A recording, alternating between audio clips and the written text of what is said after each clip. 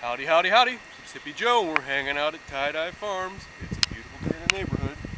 Alright, I just wanted to talk to you a bit about our sheep and show you what we go through with this on a daily basis.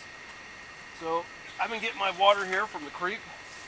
I need to get about 4 of these a day. And I kind of really like doing this.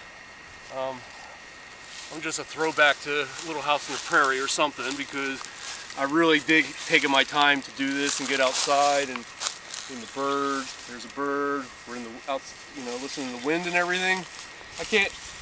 It doesn't get any better for me. So anyway, we're here to talk about the sheep, which I really have gotten used to, and I really, beyond my expectation, really like having them around. They're a real nice addition to our farm, and Kyle really digs them, and we're learning to feed them from our hands and everything, and it's all great. So they need water every day, of course. And so this goes, usually I'll just dump it in there when I'm done, but I was going to show you some of the things we've been doing. Raising animals, it was a new responsibility because we're really in charge of their destiny. We don't want them to get hurt. We don't want predators to come in.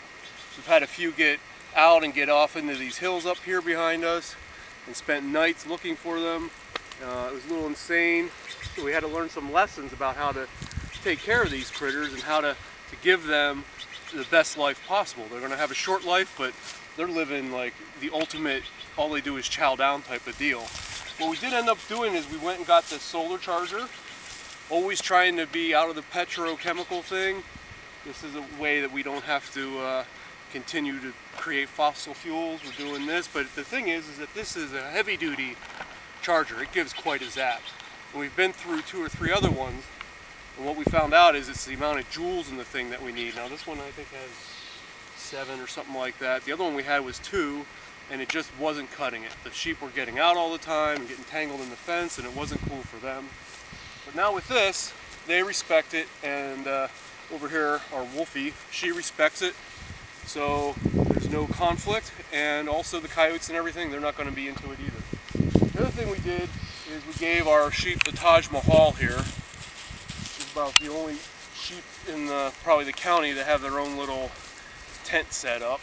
But it's been getting hot here, and I really felt like it was important. They're just out here in the sun all day with their hair, and it's hot, and they have no way to get out of it, so we created this, and this is our second design. The first one, the tarp got all ripped, but Kyle came up with the idea for doing this thing in the back, and now it's just great. And like I said, what a life. What they do is they hang out, they eat, and they poop. Alright, so I'm going to go over here and I'm going to show you how, like if we pan here, you can see our meadow is in different stages. And I'm going to go over here and show you how we've been siphoning it and how we've been moving the sheep around, trying to keep them in the tallest, greenest grass as possible. So let's go over here and we'll do a scything demonstration. Alright, so we just got done looking at our electric fence charger down there, which is solar paneled, so we're not using anything but the sun to electrify this fence. And as I said, it's pretty hot. So what we've been doing because of that, we've been just keeping our sheep inside this one container and moving the fence as we go. So the net is fencing. I never have to open the fence up. The sheep can just stay inside the fence, and they just kind of keep rolling along the pasture and eat it as they go. And they eat it down pretty good. But you can see over here that behind where they are now, they were there, still the same bubble, and we've walked them across this way to begin with. You can see how it gets greener and greener the farther back you go. So the greenest is where they were about a month and a half ago. Now we haven't had any rain or anything, so that's just from the moisture, from the dew in the morning, making the grass start to grow again. As soon as we start getting rain, this will come right back up. We're doing this dual purpose because we are going to have our garden over here eventually, our vegetable garden, so we're using the sheep to start to clear the field so we can see where we want to put everything. Alright, so I'm going to walk over here and then I'll show you how big of a bubble we're taking out and how we've been doing this. So let's go on over here and let's get some scything done.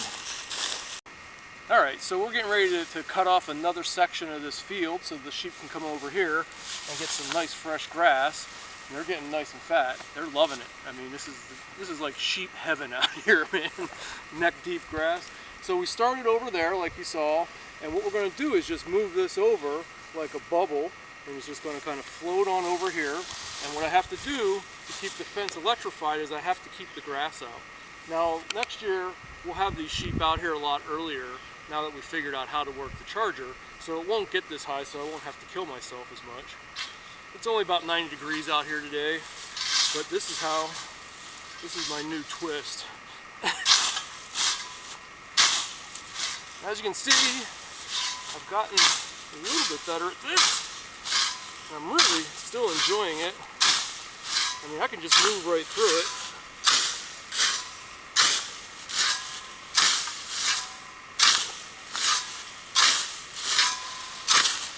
That's it. I just do a human lawnmower thing until I just about pass out and fall on the ground.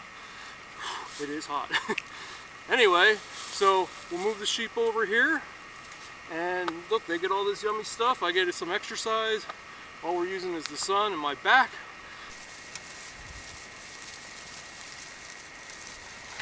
Okay. Alright, so here it is. Here's our sheep. Like I said, Kyle and I both are really loving them, digging them. We're really proud to be able to give them like the optimum life possible for the short time that they're here. And we're proud to have them to be part of our farm.